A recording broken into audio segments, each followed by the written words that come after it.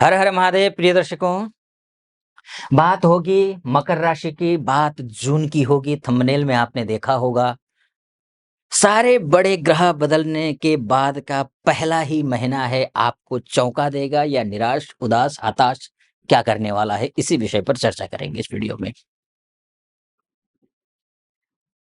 सकल पदार्थ है जग माही, सकल पदार्थ ए जग माही, कर्महीन नर पावत नाही। ये वाला जो तुलसीदास जी की रचना है, वो आपके ऊपर सटीक इस महीने बैठने वाला है, क्योंकि आपका कर्मेश शुक्र है।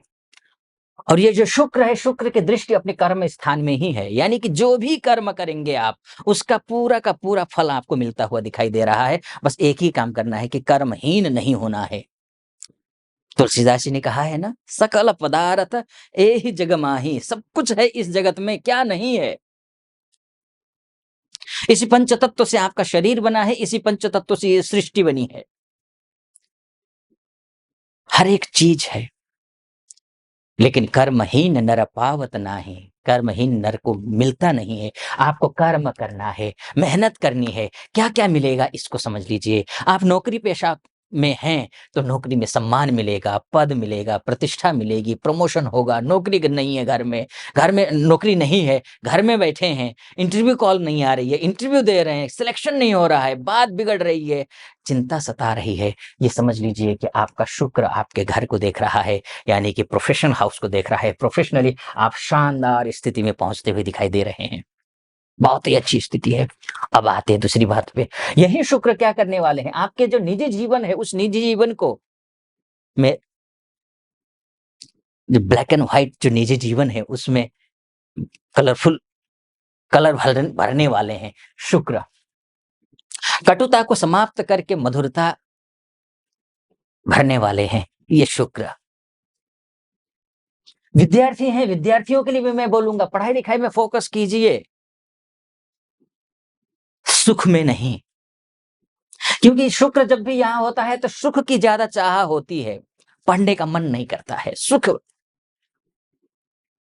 और शास्त्र कहता है, सुखार्थिनः कुतो विद्या विद्यार्थिनः कुतो सुखम। सुखार्थियों के लिए विद्या कहां से प्राप्त होगी, और विद्यार्थियों के लिए सुख कहां है।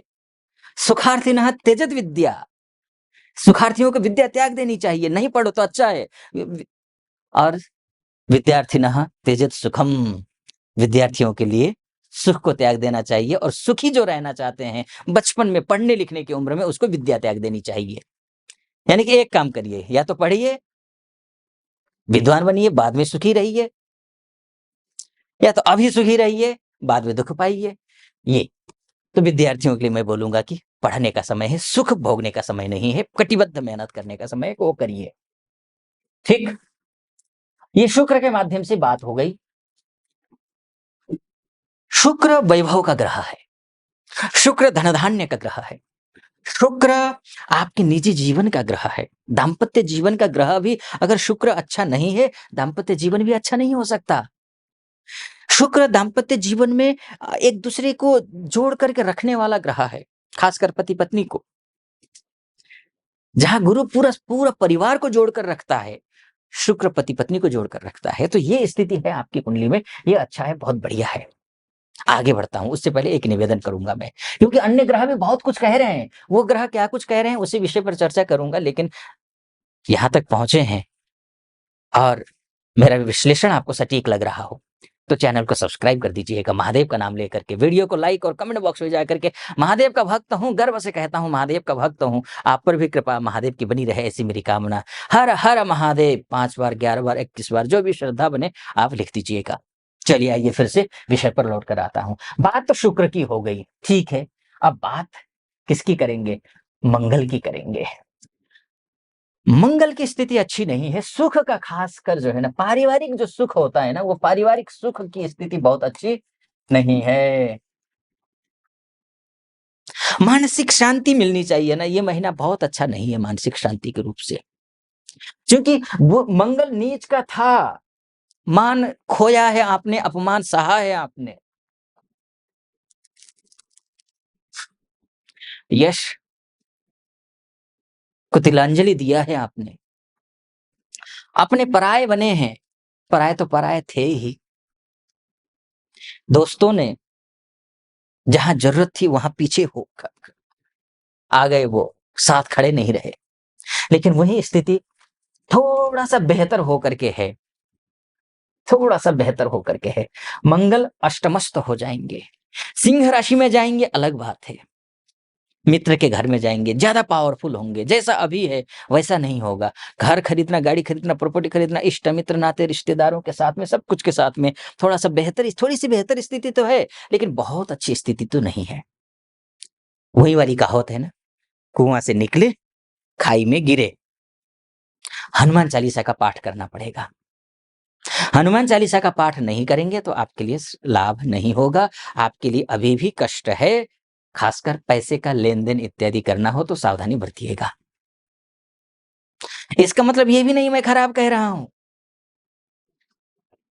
कमज़ोर है ग्रह, हो गया है, लेकिन हाँ, पंचम से अष्टम हो जाएगा। पंचम से अष्टम का मतलब जानते हैं? पंचम माफ़ कीजिए, चतुर्थ से अष्टम, यानी कि पंचम में चला जाएगा।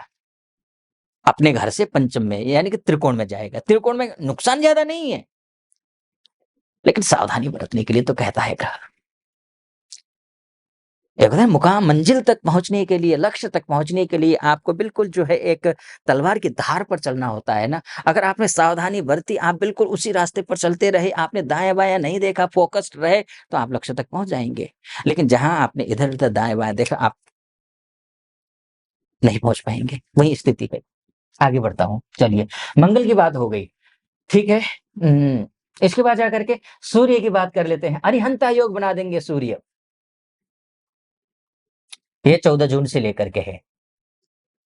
14 जून से लेकर 15 जून, माफ़ कीजिए, अरिहंता 15 जून तक ठीक है। लेकिन हाँ, जो अगर आप कोई नव दंपति हैं और प्रयास कर रहे हैं संतान के लिए तो ठीक नहीं है। अगर आप ऑलरेडी मातृसुख प्राप्त करने वाली हैं, तो उठना, बैठना, गाड़ी चलाना, सीढ़ियाँ चढ़ना, ध्यान रखिए। लेकिन हाँ, 15 जून के बाद कोई चिंता की बात नहीं है। शत्रुओं पर विजय प्राप्त करेंगे और वज्रपात करते हुए दिखाई दे रहे हैं। अच्छा है। बुध अपने घर में जाएँगे, क्या फल देंगे बुध अपने घर में जाकर के? भाग्येश भी हैं बुध, तो ये भी अच्छा देंगे। भाग्येश का त्रिकस्थ होना ठीक नहीं है, लेकिन स्वगृही हो जाते हैं और शास्त्र कहता है स्वस्थः मुदित, स्वस्थः स्वगृहे। अपने घर में ग्रह स्वस्थ हो जाता है। स्वस्थ होता है, जब ग्रह स्वस्थ, भाग्येश जब स्वस्थ हो जाएगा तो क्या हो जाएगा? भाग्य मजबूत होगा। व्यक्ति आप और वो भी राजकुमार है। राजकुमार है ये, तो फिर क्या चाहिए? जितना राजकुमार मजबूत हो, भाग्येश राजकुमार हो, भाग्य विधाता बना देता है ये तो। बशर्ते ध्यान रखिए, गणपति अथर्वशीर्ष और श्री विष्णु सहस्त्र नाम, ये 2 पाठ आपको करने पड़ेंगे, तभी आपको सफलता मिलेगी, तभी आपका भाग्य मजबूत होगा। ठीक है जी। मैंने मोटा-मोटे तौर पर आपको बताने की कोशिश की कि ये ग्रह ऐसे-ऐसे हैं और जून का महीना ऐसा रहने वाला है। तो अमूमन देखा जाए, शर्तों के साथ अच्छा तो है ना? लेकिन आपकी कुंडली क्या कहती है, ये मायने रखता है।